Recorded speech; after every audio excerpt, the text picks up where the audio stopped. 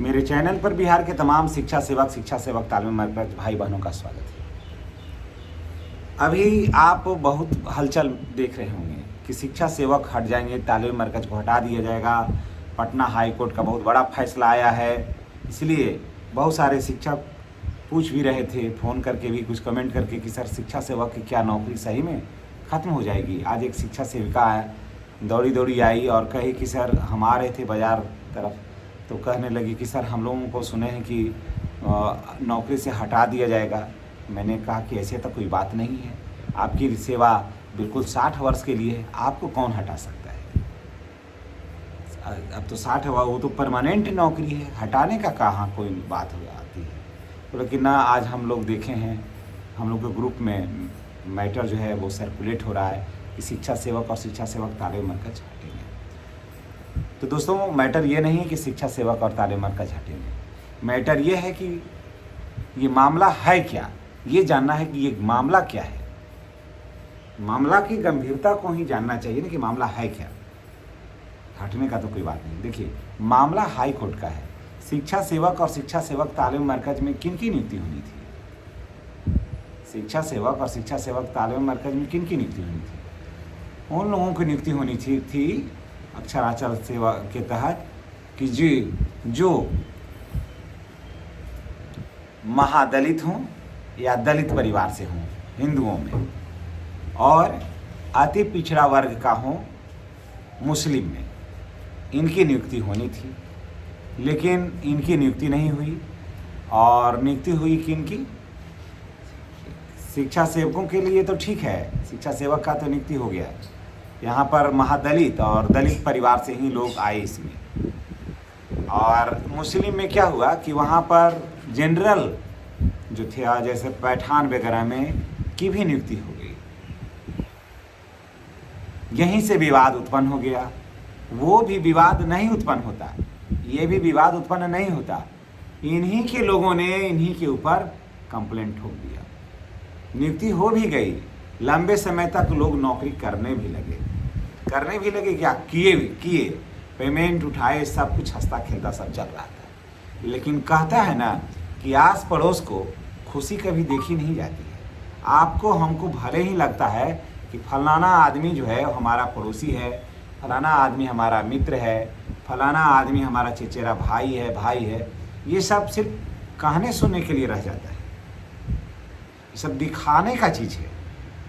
और यही हुआ इस मैटर में भी। उन्हीं के परिवार के लोग, समझ गए, उन्हीं के परिवार के लोग चल गए हाई कोर्ट। यहाँ पर शिक्षा सेवक जो है का कहीं कोई परेशानी नहीं है, यहाँ पर शिक्षा सेवकों की कोई परेशानी नहीं है। यानी कि हिंदुओं की तरफ से कोई कंप्लेन नहीं है, ना कोई कंप्लेनर है, ना कहीं कोई कंप्लेन है।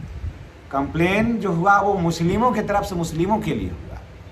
अच्छा, कंप्लेनर भी कौन? उन्हीं का गोतिया, उन्हीं लोगों का गोतिया।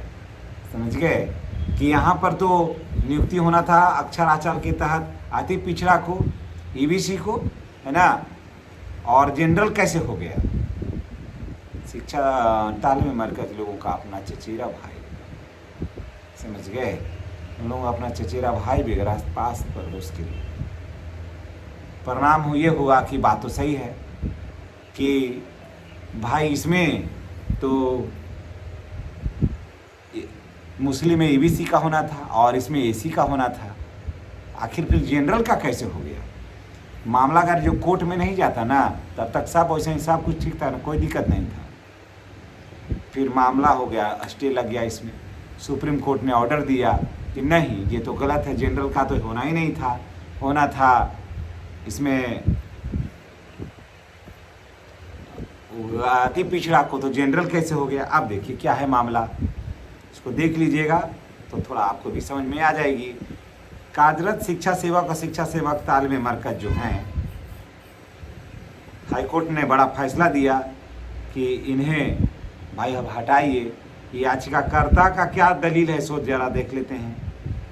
उन लोगों का कहना है कि सिर्फ याचिकाकर्ताओं का कहना है कि ये ऐसा नहीं था कि हम लोगों को नहीं रखना था, छूट देना था उन लोगों को। सुनवाई के दौरान देखिए डबल बेंच पर ये बातें चली। सरकार अपील थोड़ा सा इससे पहले लेते हैं। अल्पसंख्यक सामान्य जाति से संबंधित तालीम मरकज और शिक्षा सेवक की नियुक्ति पटना उच्च न्यायालय में कौसर खान बनाम बिहार सरकार। सोचिए, जो शिक्षा से जो तालीम मरकज की जो नियुक्ति हुई वो भी खान ही है ना, पैठानी तो खान ही है। और न्यायालय के एजाज कौसर खान बनाम बिहार सरकार और मोहम्मद सज्जाद बनाम बिहार सरकार, ये लोगों ने कंप्लेन किया और इन्होंने कहा कि अनुच्छेद 14 और 16 के निहित सिद्धांतों के अनुरूप इन लोगों की बहाली नहीं हुई है। अब देखिए मामला क्या है। मामला उस समय शुरू हुआ जब अति पिछड़ा के जगह अल्पसंख्यक में जनरल का बहाली हो जाती है। जनरल महिला जो है इसमें काम करने लगती है या जनरल पुलिस में काम करने लगते हैं। ये आसपास के लोगों से देखा नहीं गया। मामला चल गया कोर्ट में। कोर्ट में जब ये गया तो सरकार से ये कोर्ट कही कि आपने आखिर बहाली कैसे किया सरकार। और फिर कोर्ट कहा कि अगर इसे रहने दीजिएगा तो पूरा नियुक्ति ही रद्द हो जाएगा। तो सरकार क्या की, नहीं तो इसको वापस ले लीजिए, यानी कि जनरल को नहीं रखिए। सरकार क्या की कि इसे रिव्यू पिटिशनर में डाल दी, रिव्यू पिटिशन कर दी इसको। यानी कि रिव्यू पिटिशन का मतलब हुआ कि मामले को लंबा खींचना, समझ गए, यही होता है, मामले को लंबा खींचने का ये सब उपक्रम रचा गया, समझ गए। जब मामला लंबा खिंचाया तो आज तक खिंचाते चला आया। अब जब फैसला हुआ कि नहीं, जब हिंदुओं में सिर्फ एसी का सिलेक्शन होना है तो फिर मुस्लिम में जनरल का सिलेक्शन कैसे होगा। अगर जनरल का सिलेक्शन होगा तो हिंदुओं में भी सिलेक्शन होगा और मुस्लिम में भी होगा, क्योंकि जब मुस्लिम में भी जनरल है वही तो हिंदुओं में भी जनरल है। तो हिंदुओं में जो टोला सेवक का जो होगा तो वहाँ हिंदू को रखिए जनरल में, आप मुस्लिम यहाँ पैठान को रखिए, आप जनरल को रखिए, समझ गए। यही था मैटर। तो बाद में ये हुआ कि नहीं, सिर्फ अक्षरांचल के तहत सिर्फ मुस्लिम में ईबीसी के कैंडिडेट को ही रखा जाएगा, बाकी को रखा नहीं जाएगा। यानी कि जिनकी नियुक्ति ईबीसी के बाद अन्य वर्ग से हुआ है तालीम मरकज में, उनकी नियुक्ति रद्द रहेगी। उनका सेवा समाप्त हुआ था और उस पर अभी विचार नहीं किया जाएगा। और हिंदुओं की तरफ से अगर बात कर लें एसी की तरफ से, तो यहाँ पर इनका कोई परेशानी नहीं है, कोई समस्या नहीं है। समस्या तो यहाँ भी नहीं है। अब समस्या ऐसा नहीं है कि ईबीसी के छोड़ो, ईबीसी को लोगों को कोई समस्या है जो ईबीसी के सीट पर आए हैं तालीम मरकज की, जिनकी बहाली हुई है उनको समस्या इनकी भी नहीं है। यानी कि जितने भी शिक्षा सेवक वर्तमान में अभी काम कर रहे हैं वो बिल्कुल सेफ हैं, उन्हें किसी बात से डरने की ज़रूरत नहीं है। और जिनका जो जनरल से आए थे और जिनकी नियुक्ति तालीम मरकज के रूप में हो गई, उनकी नियुक्ति पर रोक लग गई है, वो उनकी नियुक्ति अभी फिलहाल नहीं होगी। यही है मामला।